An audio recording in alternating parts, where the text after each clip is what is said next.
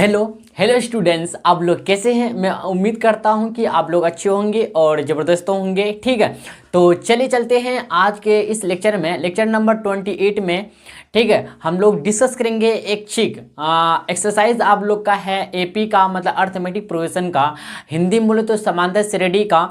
ठीक है भाई, 5.4। तो एक चीक किसके लिए है एक्चुअली अगर देखा जाए तो एक चीक जो बच्चे 10th बोर्ड एग्जाम के लिए एक चीक विषय चूज करता है, मतलब चुनता है, जिसको हम लोग दूसरी भाषा में बोलते हैं एडवांस मैथ। ठीक है, ये भी 100 नंबर का होता है, लेकिन मार्कशीट में लिखा रहता है, लेकिन 500 में ऐड नहीं होता। जो कुल मार्क्स होते हैं, टोटल जो मार्क्स होते हैं भाई 500 में ऐड नहीं होता, लेकिन ये अलग रहता है, लेकिन 100 मार्क्स का होता है। और आपको एक दिन एक्स्ट्रा जाना पड़ेगा सेंटर पे एग्जाम देने के लिए इसका। ठीक है, तो हम भी आपको बता दें भाई कि मैं भी मतलब रखे थे जब हम लोग बोर्ड एग्जाम में थे, मतलब हम थे बोर्ड एग्जाम में, तो हम मेरा भी चूज़ किए थे हम एक विषय मतलब एडवांस मैथ। ठीक है, तो चलिए चलते, ऐसी बात नहीं है सिर्फ जो ऐच्छिक विषय रखा है क्लास 10th में। ठीक है, बोर्ड एग्जाम के लिए। ठीक है, क्लास 10th में रखा है, चूज़ किया है, सिर्फ यही इस वीडियो को देख सकता है, ऐसी बात नहीं है। जो रखा है जो नहीं रखा है दोनों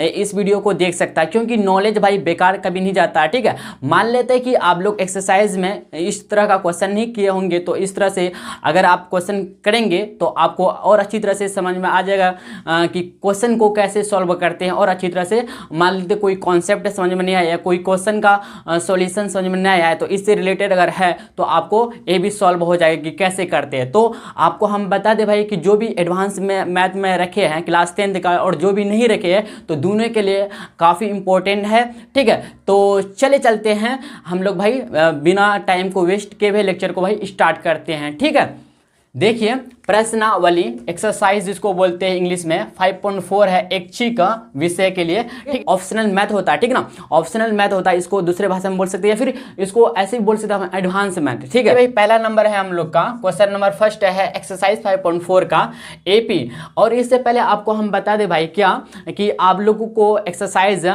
5.3 में एक क्वेश्चन शायद 20 नंबर का नहीं बताया है, तो अगर आप यहाँ पे हिंट लिखा होगा शायद आप लोग का एनसीईआरटी बुक में, तो वहाँ से आप देख सकते हो। अगर समझ में नहीं आएगा तो आप मेरे टेलीग्राम चैनल के द्वारा वहाँ से आप भाई पीडीएफ प्राप्त कर सकते हैं। पूरे हम आपको फोटो खींच के पीडीएफ बना के भेज देंगे एक्सरसाइज का। ठीक है, तो अर्थमेटिक प्रोग्रेशन आपको दिया है 121, 117, 113 dash dash dash dash and so on का कौन सा पद सबसे पहला ऋणात्मक पद हो। अच्छा, कौन सा सबसे पहला ऋणात्मक पद होगा, मतलब नेगेटिव टर्म होगा, यही आपको फाइंड करना है। ठीक है, तो चले चलते हैं, सबसे पहले हम लोग आंसर में चलेंगे। ठीक है, आपको मानना पड़ेगा भाई, ये पे लिख लेते हैं हम लोग, माना की कर लेते। देखिए माना की लिखेंगे क्या, माना की कौन सा पद बोला, तो इस एपी का, माना कि इस एपी का 90वें पद, क्या भाई, माना कि इस एपी के 90वें पद सबसे पहला ऋणात्मक, क्या भाई, ऋणात्मक मतलब नेगेटिव। ठीक है ना, ऋणात्मक पद। अगर ऋणात्मक पद को इंग्लिश में अगर आप इंग्लिश में, हाँ इंग्लिश में बोलना चाहते हो तो नेगेटिव क्या बोलेंगे, नेगेटिव टर्म से बोलेंगे, क्या बोलेंगे, टर्म। ठीक है, नेगेटिव टर्म है, मान लेते, इतना तो मानेंगे ना। बताइए, माना कि इस एपी का इस एपी का 90वें पद जो है मतलब एन जो है, ठीक ना, 90वें पद जो है सबसे पहला ऋणात्मक पद नेगेटिव टर्म है। ठीक है, तो इसलिए क्या हो जाएगा, देखिए ध्यान से भाई, इसलिए हो जाएगा एन इज लेस देन 0। ठीक है, ओके, कोई दिक्कत नहीं। देखिए एन का मतलब यहाँ पे 90वें पद है। ठीक ना, कोई बात यहाँ पे आपको अच्छी तरह से क्लियर समझ में आ गया होगा यहाँ तक। ठीक है, तो देखिए भाई, सबसे पहले हम लोग को दिया क्या है, लिखिए आप, दिया है को अगर इंग्लिश में बोलना तो गिवेंटेड बोलेंगे, आपको पता ही होगा। एपी आपको दिया हुआ है, देखिए एपी क्या दिया हुआ है हम लोग का, 121, 117, 113 डैश डैश डैश। ठीक है, डॉट डॉट डॉट। देखिए भाई, यहाँ से बोले ए का वैल्यू कितना है, तो 121 हो जाएगा। ए2 मतलब, देखिए ए का मतलब A1 या फिर ए बोलिए तो प्रथम पद मतलब फर्स्ट टर्म, A2 का मतलब सेकंड टर्म। ठीक है, सेकंड टर्म जो है हम लोग का 117 है।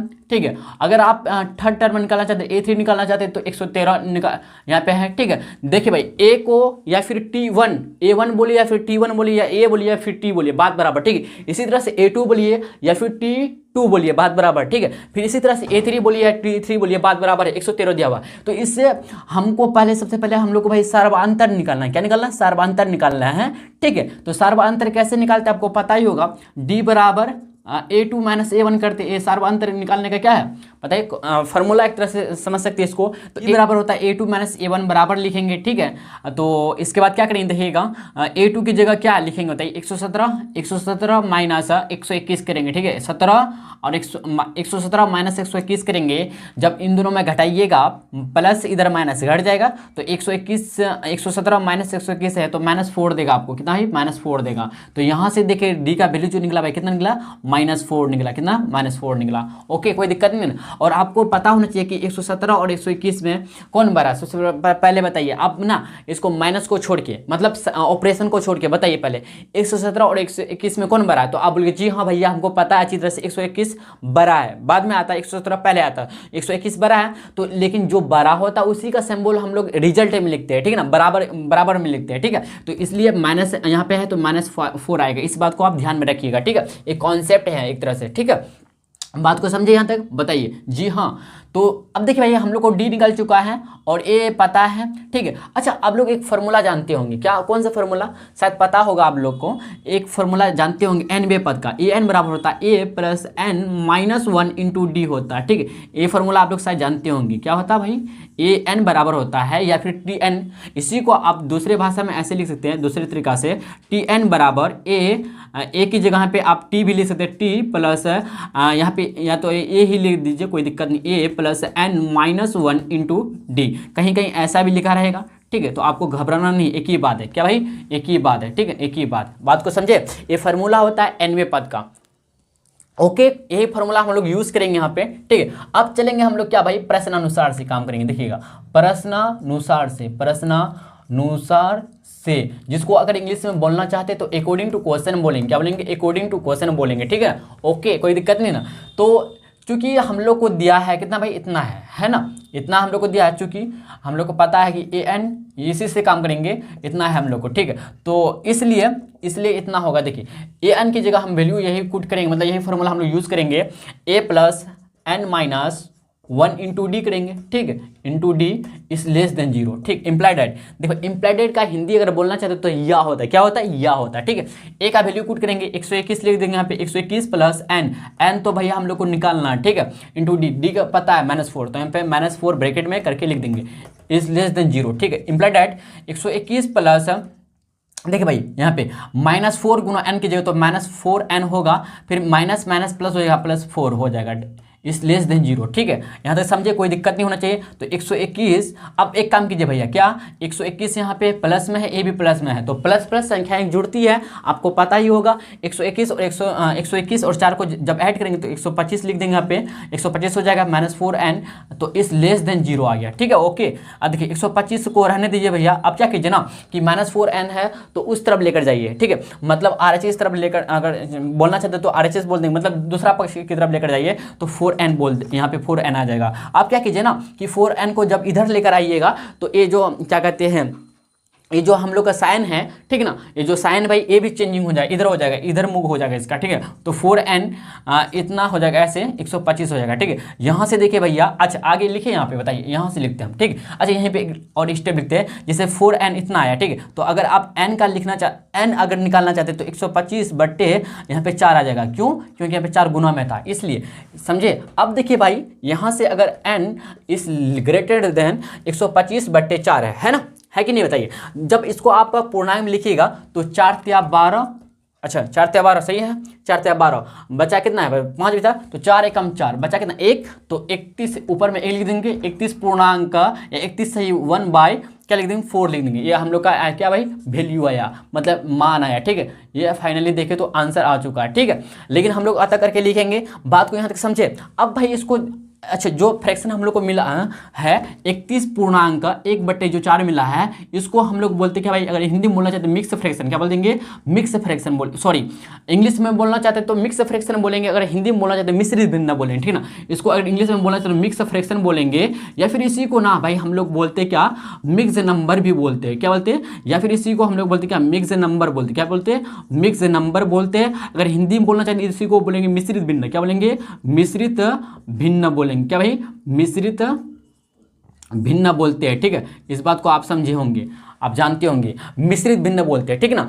और अगर बताए आपको कि मिश्रित भिन्न को कैसे हम तोड़ते हैं, कैसे इसको हम क्या कहते हैं, प्रॉपर फ्रैक्शन में लिखते हैं, ठीक है, कैसे लिखते हैं, तो देखिए क्या करेंगे हम लोग, एक देखिए यहाँ पे ये दोनों आपस में गुना हो जाएगा, तो 31 गुना 4 कर देंगे, और प्लस एक जो ऊपर में है इसको ऐड कर देंगे, नोमीटर को बट्टे 4 लिख देंगे, ठीक है। तो 31 गुना 4 कीजिएगा तो 4 एकम 4, 4 12, 100 कितना है बताइए, 124 आ गया, ओके कोई दिक्कत नहीं। प्लस 1 कीजिएगा, बट्टे कितना 4 आ जाएगा यहाँ पे, तो 124 और 1 को ऐड कीजिए तो 125/4 आ गया, मतलब यहाँ पे सही हम लोग का, देखिए यही तो था 125/4, मतलब इसको तोड़ के देखे तो यही मिल रहा, मतलब हम लोग का सही निकाले हम लोग, सही तो सही निकाले मतलब 31 सही, या 31.1/4 बोलेंगे, ठीक है, ओके कोई दिक्कत नहीं ना। तो आप इस तरह से करके देख सकते हैं, ठीक है, पूर्णांक को तोड़ के।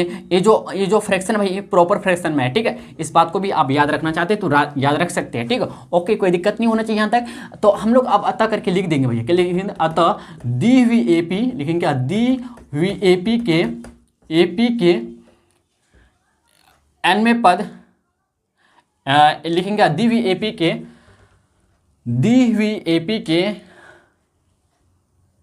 31.1/4वें पद, ठीक है, इतना दी हुई एपी के इतना वे पद जो है, वे पद सबसे पहला, कि भाई सबसे पहला ऋणात्मक, कि भाई ऋणात्मक पद, अगर इंग्लिश में बोलना चाहिए तो नेगेटिव टर्म बोलेंगे, ऐसे लिख सकते हैं आप, नेगेटिव टर्म होगा, कितना होगा भाई, कौन सा होगा सबसे पहला, 31.1/4, 31.1/4। देखिए एक्चुअली अगर देखा जाए ना, इसको हम सीधे हम लिखते हैं, क्या लिखते हैं, हाँ इस तरह का, देखिए इसको ना हम सीधे ऐसे लिखते हैं, इसको ऐसे 31, ठीक है, 31.1/4, ठीक है। तो बात को समझे यहाँ तक, कोई दिक्कत नहीं ना, हम लोग का फाइनली देखिए भाई आंसर आ चुका है, ठीक है। तो चलिए चलते हैं हम लोग नेक्स्ट क्वेश्चन की तरफ बढ़ते हैं, ठीक है, आप लोग यहाँ तक नोट डाउन कीजिए, ठीक है भाई। चलिए भाई नेक्स्ट क्वेश्चन देखिएगा, क्वेश्चन नंबर 2 कह रहा है हम लोग का, किसी एपी मतलब आप समझ गए होंगे अर्थमेटिक प्रोग्रेशन, या फिर इसको हिंदी में बोले तो समांतर श्रेणी, ठीक है। किसी एपी के तीसरे मतलब A3 या T3 और साथ में मतलब T7, ठीक है, T7 या फिर इसको A7 बोल सकते हैं, ठीक है ना, T7 या A7, ठीक है, पदों का योग 6 है, मतलब A3 प्लस A7 का योग दिया आपको, जोड़ दिया कितना 6 है, ठीक है, और उनका गुणनफल मतलब क्या, गुना के रूप में, ठीक है, 8 है। फिर इस करा क्या, इस एपी के प्रथम 16 पदों का योग ज्ञात कीजिए, प्रथम 16 पदों का योग ज्ञात करना है, ठीक है भाई। देखिए प्रथम 16 पदों का योग ज्ञात करना मतलब S16 आपको फाइंड करना है, ठीक है। तो चलिए चलते हैं हम लोग सॉल्यूशन की तरफ बढ़ते हैं, मतलब आंसर की तरफ बढ़ते हैं, ठीक है भाई। देखिएगा सबसे पहले हम लिखेंगे दिया है, क्या लिखेंगे भाई, दिया है, ठीक है, जो दिया है लिख दीजिए, इसको इंग्लिश में बोलना चाहते हैं तो गिवन डेट बोलेंगे।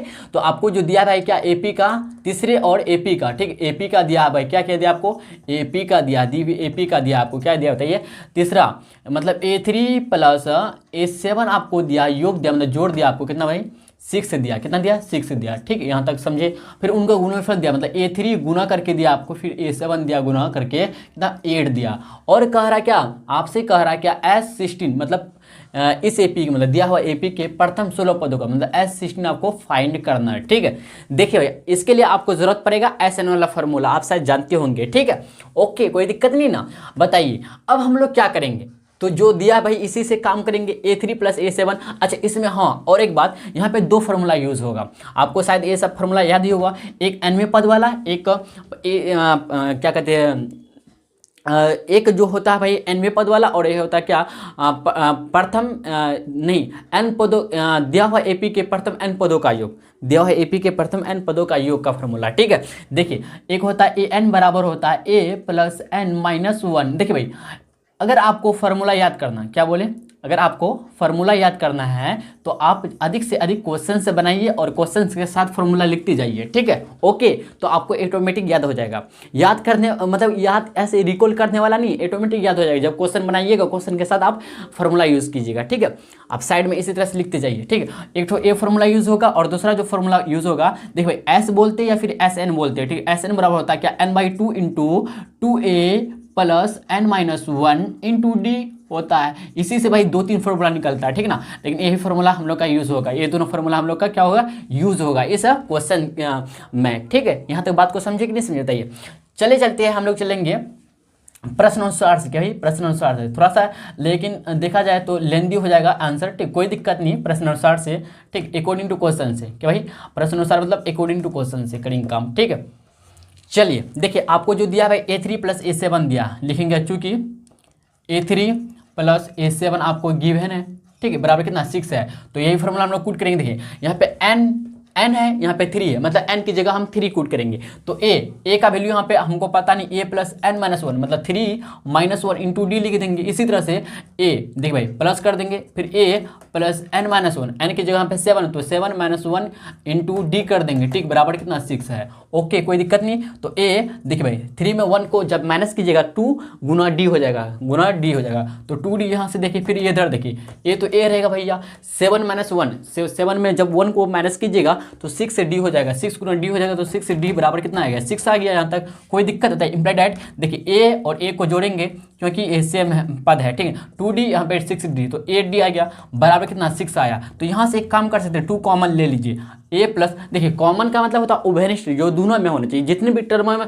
आप कॉमन लेना चाहते हैं, मान लेते 3 टर्म होता है तो 2 कॉमन होना चाहिए तीनों में, ठीक है, तभी लेंगे। तो यहाँ पे देखिए भाई 2 ले लिए, बाहर कर दे तो एक a ही बचा तो a लिख दिया, ठीक है। इधर कुछ नहीं मतलब 1 मान सकते हैं, ठीक है। देखिए 2 चौके 8, d का d रहेगा बराबर 6 आ गया। यहाँ से देखिए भैया a प्लस 4d बराबर देखिए तो 6/2 आ जाएगा। क्यों, क्योंकि यहाँ पे 2 गुना में था, उधर आ गया आर इस तरफ आया तो भाग में आ गया, ठीक है। यहाँ तो बात को समझे कि नहीं समझता है। Imply that a plus 4d बराबर देखिए तो 2 तिया 6 कितना है, 2 तिया 6, तो यहाँ से 3 आया। इसको इक्वेशन फर्स्ट मान लेंगे।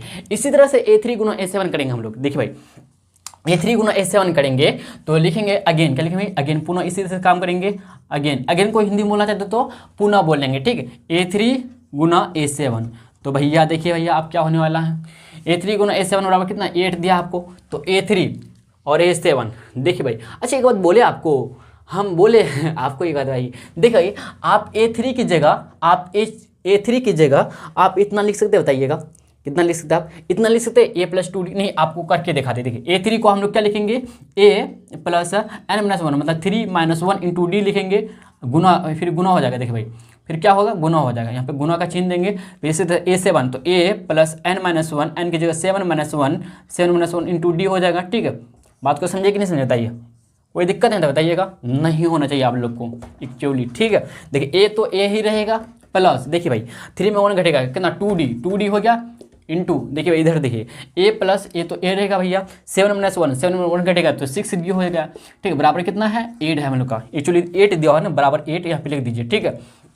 ओके कोई दिक्कत। अब क्या करेंगे भैया, आप जानते होंगे 1 गुना पूरे खानदान से करेंगे, सॉरी मतलब समझ रहे हैं ना बात को समझाने के लिए। ऐसे a को हम पूरे टर्म से गुना करेंगे, फिर 2d को फिर पूरे टर्म से गुना करेंगे। पहले a को पूरे टर्म से गुना कीजिए, मतलब a इंटू हो जाएगा a प्लस 6d हो जाएगा, ठीक है, प्लस फिर लिखेंगे 2d इंटू हो जाएगा a प्लस 6d, ओके बराबर 8, ठीक है। इम्प्लाई डैट देखिए a गुना a तो a का स्क्वायर प्लस 6ad हो जाएगा, 6ad लिख देंगे, प्लस देखिए 2d तो 2ad हो जाएगा, प्लस 2 6 दुना 12 कितना 6 दुना 12d स्क्वायर, कि भाई 12d स्क्वायर बराबर 8, ठीक है।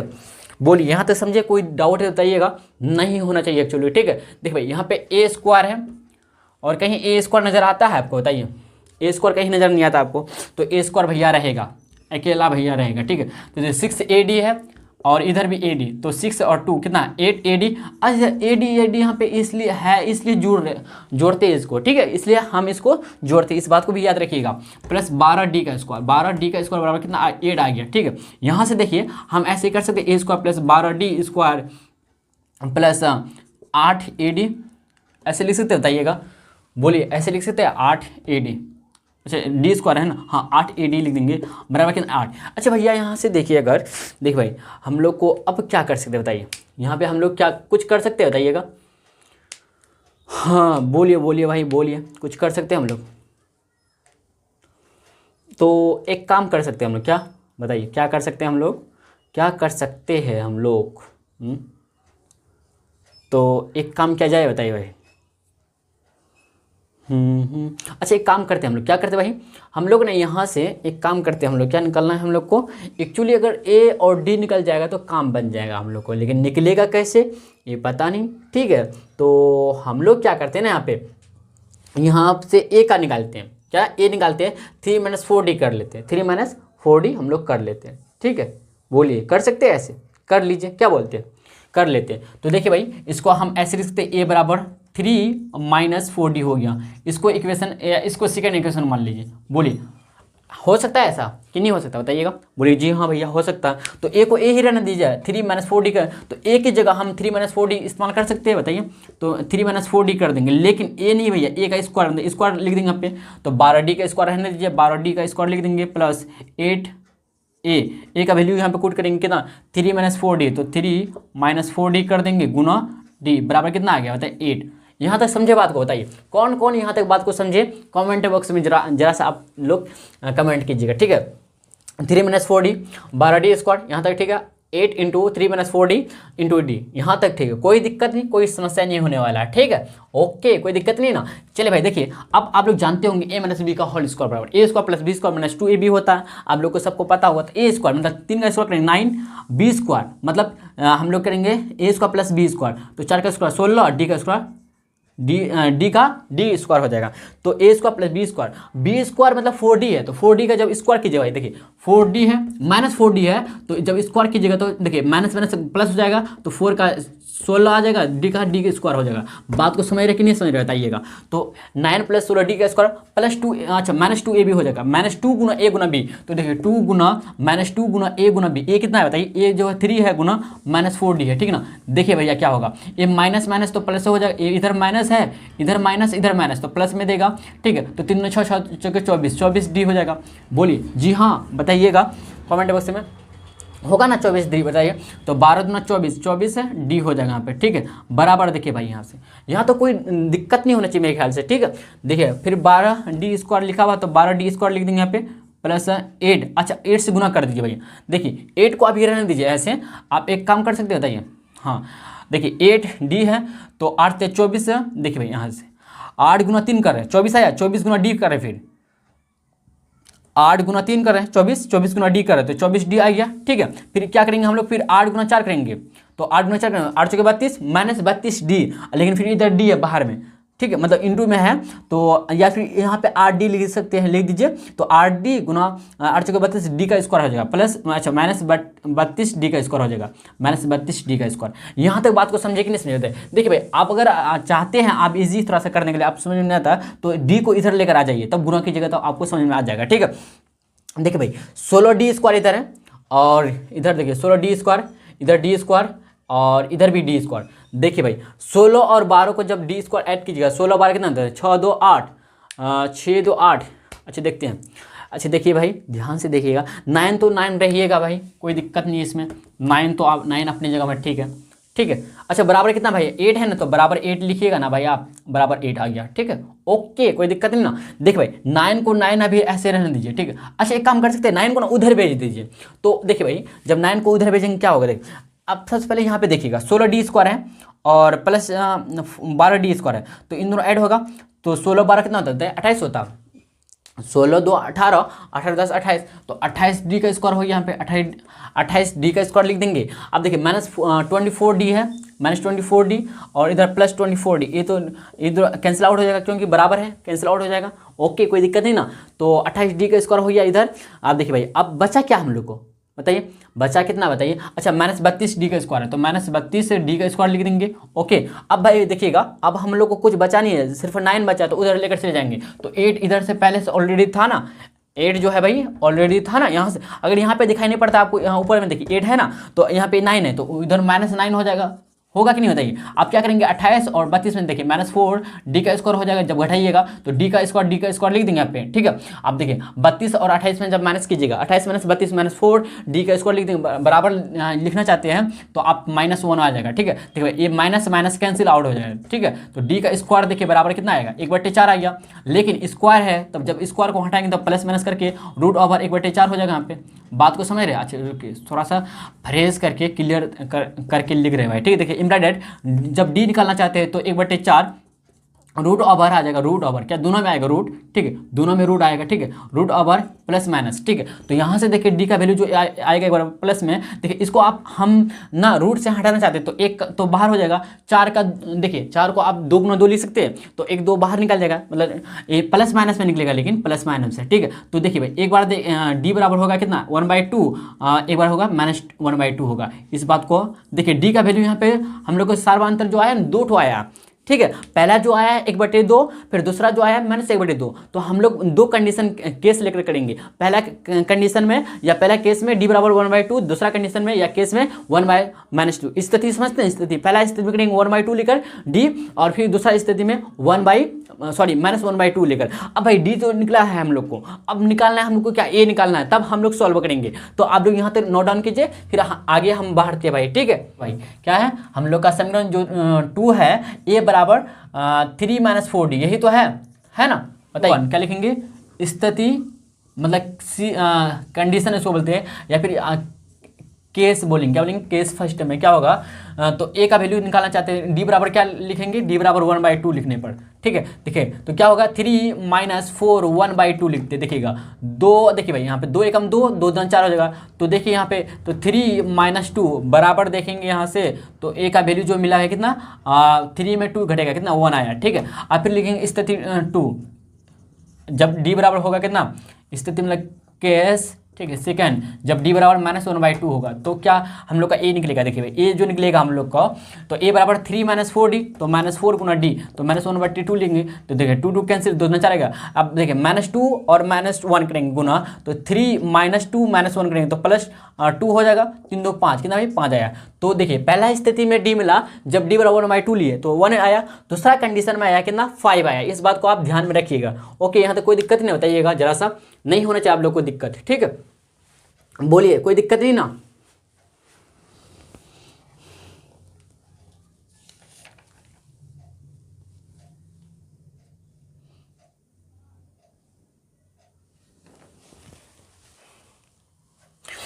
चलिए भाई आगे बढ़ते हैं, ठीक है।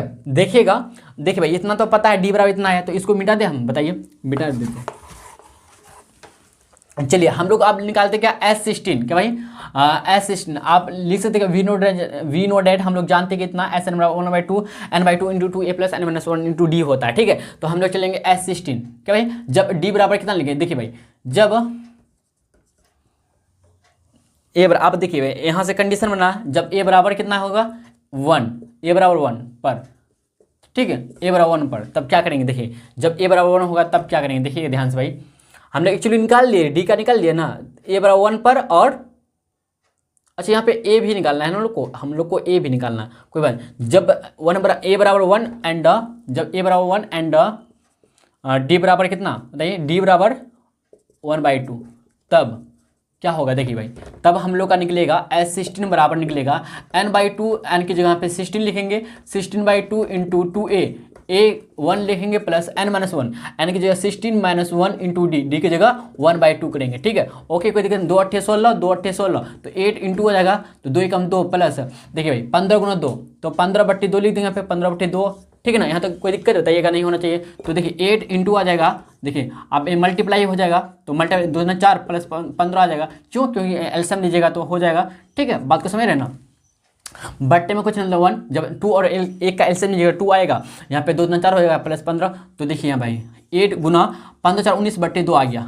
देखिए 2 9 18, क्या भाई 2 9 18, तो यहाँ से देखिए S16 जो मिला भाई हम लोग को 9 में 81, 81 का 1 हासिल बचा कितना 8, 9 8 17 कितना 171, कितना भाई S16 जो मिला 171 मिला, ओके। यहाँ तक 9 में 81, 81 का 1 हासिल 8, 9 8 17 181 मिले, कब? जब a बराबर 1 होगा और d बराबर 1/2 होगा, तब आप पहला केस इसको मान सकते हैं। फिर स्थिति सेकंड में देखिएगा S16 निकालने के लिए, ठीक ना, स्थिति सेकंड में देख सकते हैं, ठीक है। जब लिखेंगे जब a बराबर कितना, a बराबर होगा कितना भाई 5 एंड d बराबर -1/2, तब ऐसे करके आपको लिखना पड़ेगा एग्जाम में, ठीक है। तो देखिएगा तब क्या S16 बराबर होगा n/2, तो लिखेंगे 16/2 इंटू, तो n नहीं बदलेगा भैया, क्यों, क्योंकि n नहीं बदलेगा, क्योंकि प्रथम 16 पदों तक ज्ञात करना है ना, इसलिए n नहीं बदलेगा, ठीक है। तो 16/2 इंटू 2a, a का वैल्यू रखेंगे 5 प्लस n-1, 16 -1 इंटू d लिखेंगे, d बराबर -1/2 इंटू कर देंगे गुना में, ठीक है। देखिए 16/2 यहाँ पे 8 आ जाएगा, इंटू देखिएगा 5 × 10 प्लस, देखिए भाई अच्छा प्लस, हाँ रहने दीजिए, देखिए भाई हम लोग का मतलब 16 में 1 घटेगा 15, अच्छा माइनस में देगा ना, तो माइनस 16 में 1 घटेगा कितना 15 आ गया, 15 गुना -1, तो -15/2 आ गया, बट्टे में कुछ नहीं 1, ठीक है। तो 8 इंटू आ गया यहाँ पे 10 और 2 और 1 का एलसीएम लेंगे, 1 और 2 का एलसीएम लेंगे, 2 आएगा, तो समझ रहे बात को, तो 1 × 2 करेंगे 2 बार में, तो 10 × 20 माइनस 15 का तो 15 ही रहेगा, 15 का 15 ही रहेगा, ठीक है। यहाँ से देखिए तो 8 इंटू देखिएगा भाई 8 इंटू लिख देंगे यहाँ पे 8 इंटू, ठीक है। देखिए भाई 20 में 15 घटेगा तो 5/2 आ गया, समझे बात को। देखिए भाई यहाँ से देखिए फिर 8 गुना 5/2 आया, तो 8/45/2, 8/45/2 20 आया, कितना 20 आया, समझे बात को। तो S हम लोग को जो एक्चुअली मिला S16 बराबर कितना मिला 20 मिला, क्या भाई 20 मिला।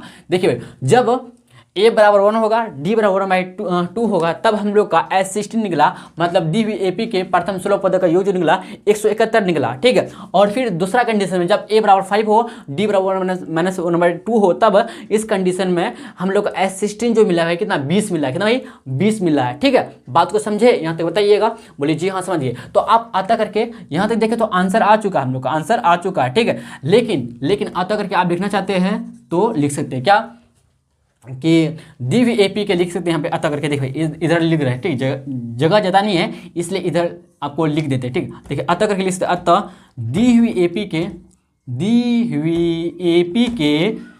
के प्रथम क्या लिखेंगे, प्रथम 16 पदों का योग, क्या लिखेंगे 16 पदों का योग मतलब सम, ठीक है। सम कितना है भाई 171 एंड 20 है। सॉरी भाई यहाँ पे थोड़ा सा मिस हुआ हमसे, देखिए भाई यहाँ पे क्या है 2 है ना, इधर 2 है, ठीक है। यहाँ पे 18 नहीं भैया 8 है, सॉरी भाई, 2 एकम 2, 2 चौके 8, ठीक है, 2 चौके 8 आएगा, तो 19 सॉरी यहाँ पे गलती हो गया भाई, माफ़ कीजिएगा, ठीक है। 9 चौके हम समझ रहे हैं ना, फर्स्ट में बनाते गए हम ध्यान नहीं दिया आपको, मतलब यहाँ पे ध्यान नहीं दे पाए। 9 × 36, 36 का 6, हंस 3, 4 3 7 76, कितना भाई 76 आएगा, ठीक है। सॉरी भाई यहाँ पे हम लोग 100 यहाँ पे 171 की जगह 176 लिख देंगे, ठीक है। बात को समझे, सॉरी सिर्फ 76 लिखेंगे भाई, सिर्फ 76 लिखेंगे, ठीक है। बात लिखेंगे अतः DVAP के प्रथम 16 पदों का योग जो होगा 76 एंड 20 है, ठीक है। बात को समझे जाते बताइए, अब बोले जी हाँ भाई समझ गए, ठीक है भाई। नेक्स्ट क्वेश्चन देखिए, क्वेश्चन नंबर 3 और इस लेक्चर का लास्ट क्वेश्चन रहेगा भाई, ठीक है। देखिए एक सीढ़ी के क्रमागत लगातार डंटे परस्पर एक दूसरे से, ठीक है ना, 25 सेंटीमीटर की दूरी मतलब डिस्टेंस पर है, ठीक है। देखिए आकृति 5.7, यही आकृति भाई आपको 5.7 जो हमसे बेटर नहीं बना भाई, ठीक है। तो देखिए क्या कर रहा है, डंडों की लंबाई जो है ना, लेंथ आपको दिया एक समान रूप से घटती जाती है, अच्छा एक समान रूप से डिक्रीज होते जाता है, मतलब घटते जाता है, ठीक है। तथा सबसे निचले डंडों की लंबाई आपको 45 सेंटीमीटर है और सबसे ऊपरी वाले डंडे की लंबाई जो है ना भैया 25 सेंटीमीटर है। यदि ऊपरी और निचले डंडे के बीच की दूरी जो है ना, ऊपरी और निचले डंडे के बीच की दूरी डिस्टेंस जो है बिटवीन द बीच होता है, ठीक है। बीच की दूरी जो है ना 2.1/2 मीटर है, लेकिन आपको यहाँ पे मीटर में दिया हुआ, आपको सबसे पहले सेंटीमीटर में कन्वर्ट करना पड़ेगा, क्यों, क्योंकि यहाँ पे सेंटीमीटर में दिया है, ठीक है सब कुछ। तो डंडे को बनाने के लिए लकड़ी की कितनी लंबाई की आवश्यकता होगी, देखिए भाई डंडों को बनाने के लिए ना लकड़ी की मतलब वुड, लकड़ी को इंग्लिश में क्या बोलते हैं, वुड बोलते हैं, ठीक ना, वुड WOOD वुड बोलते हैं, ठीक ना। वुड मतलब लकड़ी की कितनी लंबाई लेंथ की आवश्यकता होगी, यही आपको फाइंड करना है। चलिए चलते हैं, बहुत इजी क्वेश्चन भाई, आप समझिएगा बात को। यहाँ देखिए भाई आपको ये फिगर दिया हुआ है, देखिए सबसे यहाँ पे कह रहा क्या, एक लंबाई जो है ना, लंबाई घट रही है, डिक्रीज हो रही है, लेकिन एक समान रूप से घटती है, मतलब यहाँ पे D समान होगा, होगा कि डी समान होगा कि नहीं होगा, लेकिन हम लोग ये फॉर्मूला यूज़ नहीं करेंगे। हम लोग जो फॉर्मूला यूज़ करेंगे, क्योंकि आपको अंतिम पद दिया हुआ देखिएगा, अंतिम पद आपको पता है कि ना 45 है ना, तथा सबसे निचले डंडे की लंबाई जो दिया 45 सेंटीमीटर दिया, 45 सेंटीमीटर। यहाँ पे सबसे निचला डंडा देखिएगा 45 सेंटीमीटर और 25 सेंटीमीटर की दूरी पर है। क्या है? 25 सेंटीमीटर, यहाँ से यहाँ 25 सेंटीमीटर की दूरी पर है। और देखिए भाई यहाँ पे कारपेट, और सबसे ऊपरी वाले डंडे की लंबाई 25 सेंटीमीटर। यदि ऊपरी और निचले डंडे की लंबाई की दूरी आपको दिया, इतना दिया, सबसे पहले इसी में काम करते हैं हम। देखिए भाई सबसे पहले हम लोग क्या लिखेंगे, दिया है, क्या लिखेंगे भाई, दिया है आपको।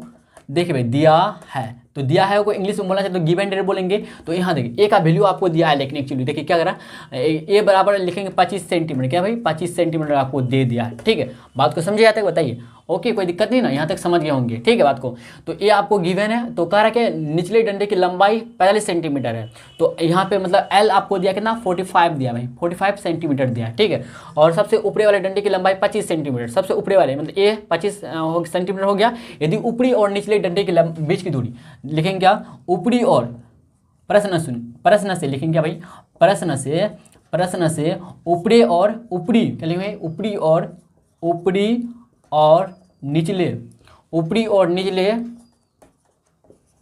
डंडों की लंबाई की, नहीं सॉरी, डंडे की बीच की दूरी की लंबाई, बीच की दूरी डिस्टेंस आपको दिया है भाई, कितना है, 2.1/2 है, मीटर है। अब इसको क्या कीजिए, मिश्रित भिन्न को प्रॉपर फ्रैक्शन में बदलिए, मतलब मिक्स फ्रैक्शन को 2 4 5/2 लिख देंगे। 5/2 कैसे आया, देखिए 2 × 2 करेंगे 4 आया, देखिए 2 × 2 करेंगे प्लस 1/2 कर देंगे। ठीक है ना, इसके जगह में 2 × 2 4 आएगा, 4 + 1 को 8 5/2 लिख दें यहाँ पे। ये मीटर में आया, लेकिन इसको आप सेंटीमीटर में कन्वर्ट करना चाहते हैं तो कैसे करेंगे, आपको शायद अच्छी तरह से पता होगा भाई। क्या देखिए भाई, मीटर बड़ा है और सेंटीमीटर छोटा है, कितना से है, तो आपको पता होना चाहिए 1 मीटर बराबर होता है क्या, 100 सेंटीमीटर होता है। कितना भाई, 1 मीटर बराबर 100 सेंटीमीटर होता है। मतलब जाहिर सी बात है, जब आप मीटर को और सेंटीमीटर में देखिएगा, तो मीटर को जब सेंटीमीटर में बदलेंगे तो 100 से गुना करेंगे, सेंटीमीटर को जब मीटर में बदलेंगे तो भाग करेंगे 100 से, अन्यथा या फिर गुना कर सकते हैं आप 1/100 से। ओके, कोई दिक्कत नहीं ना। बड़ा को आप छोटा करते हैं, जब बड़ा को आप छोटा करते हैं तो गुना करेंगे, जब आप छोटा को बड़ा करना चाहते हैं तो भाग करेंगे। ठीक है, इस बात को आप याद रखिएगा। तो यहाँ पे मीटर बड़ा है, सेंटीमीटर छोटा है, तो एक कॉन्सेप्ट है, ठीक है ना। तो मीटर को जब सेंटीमीटर बदले गुना करेंगे, मल्टीप्लाई करेंगे 100 से। जब सेंटीमीटर को जब मीटर में बदलना चाहते हैं, कन्वर्ट करना चाहते हैं, तो भाग करेंगे 100 से, या फिर इसको मल्टीप्लाई भी कर सकते हैं, लेकिन 1/100 से करेंगे, 100 से नहीं करेंगे। ठीक, 1/100 से करेंगे, इस बात को आप ध्यान में रखिएगा। ठीक है, चलिए इसको करते हैं। मतलब मीटर से हमको सेंटीमीटर जाना है ना, तो गुना करेंगे भाग करेंगे, बताइएगा। तो बोलेंगे जी भैया आप गुना कीजिएगा, तो गुना करते, देखिए भाई गुना करते हैं, कितना करेंगे बताइए। तो देखिए इतना को आप लिखना चाहते हैं तो 5/2 गुना 100 कर देंगे यहाँ पे, तो ये सेंटीमीटर में आ जाएगा। ठीक है, तो 2 एकम 2, 2 पंजे 10, 50 आ गया, तो 5 6 25 लिख देंगे, 0 आ जाएगा। 250 सेंटीमीटर, कितना है 250 सेंटीमीटर। ठीक है, 250 सेंटीमीटर आया। यहाँ तो कोई दिक्कत बताइएगा, नहीं आया ना। तो ऊपरी और निचले डंडे के बीच की दूरी कितना आया, 250 सेंटीमीटर आया। बात को समझे यहाँ तक, बताइए। चलते भाई क्या, डंडों की क्या लिखेंगे, डंडों की संख्या लिखते भाई, डंडों की संख्या, डंडों की 9। आप क्या करते हैं, हम लोग डंडों की संख्या निकालते हैं। डंडों की संख्या कितना है, डंडा देखो 250 है, 250 में कितना है, 25 सेंटीमीटर दूरी है। ठीक है, 250 से दूरी है इन दोनों का, कितना बीच की दूरी 250 है ना, टोटल 250 है। अगर बट्टे हम कर देंगे 25 से देखो भाई, ये ऊपर में सेंटीमीटर नीचे भी सेंटीमीटर, तो सेंटीमीटर कैंसिल हो जाएगा। ठीक है ना। तो देखिए डंडों की संख्या मतलब यहाँ पे n आपको दे रखा है। ठीक है, n निकालने जा रहे हैं हम लोग। देखिए 25 से कम 25, तो बचा कितना, 10 बचा, सॉरी यहाँ पे 0 बचा, तो यहाँ पे 0 लिख देंगे, मतलब या तो 0 बचा हुआ तो 0 लिख देंगे। ठीक है, बस फाइनली ऐसे कर दीजिए, तो 10 आ गया। तो n का वैल्यू जो यहाँ से मिला भाई, कितना n बराबर कितना मिला, 10 मिला है हम लोग को। ठीक है, देखिए n पता है हम लोग को, और a भी पता है, l भी पता है। तो हम लोग कौन सा फॉर्मूला यूज करेंगे, आपको शायद पता होगा, जब हम लोग को अंतिम पद पता, तो ए फॉर्मूला हम लोग यूज करते हैं, n/2 × a + l, यही तो फॉर्मूला हम लोग यूज करेंगे। ठीक है ना, यही फॉर्मूला हम लोग यूज करेंगे। लेकिन क्या अब यहीं पे देखिए भाई, थोड़ा सा जगह है, यहीं पे हम लिख दे, क्या बताइए, ये इसको मिटा दे के लिख दे, बताइए। आप जैसा मर्जी वैसा करेंगे, बताइए। इसको हम मिटा देते, क्या मिटा के लिखते हैं, आप देख लीजिए ना, फिगर इस तरह का है। ठीक है, चलिए इसको मिटा देते हैं।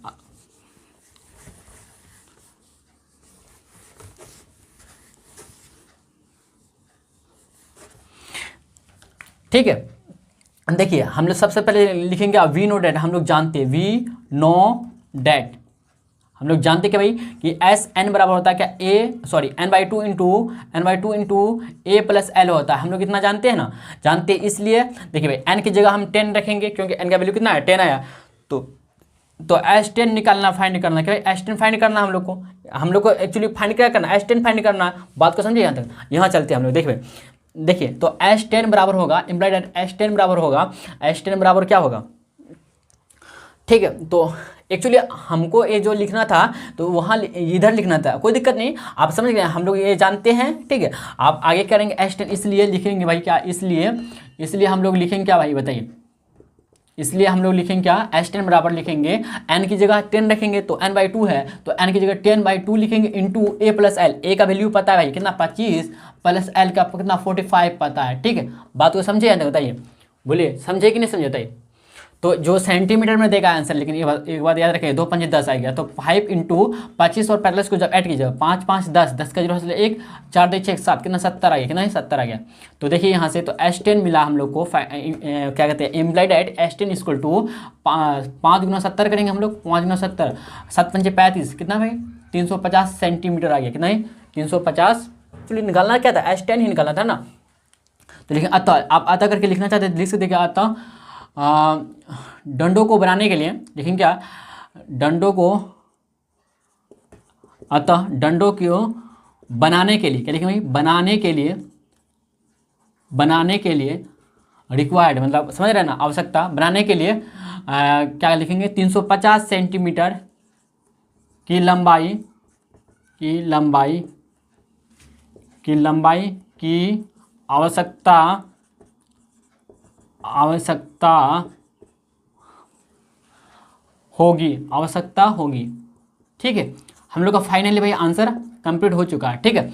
तो चलिए चलते हैं, बाकी जो क्वेश्चन से रहा भाई आप लोग स्वयं कीजिएगा। अगर आपसे नहीं होगा तो आप मेरे टेलीग्राम चैनल से जुड़ जाइएगा, वहाँ पे आपको हम PDF बना के सेंड कर देंगे, ठीक है। पसंद आया तो आप लाइक शेयर कर सकते हैं अपना फ्रेंड सर्कल में, और खुद भी लाइक कर सकते हैं, ठीक है। तो चलिए चलते हैं, हम लोग मिलते हैं भाई नेक्स्ट लेक्चर में। आज के लिए इतना ही, ठीक है।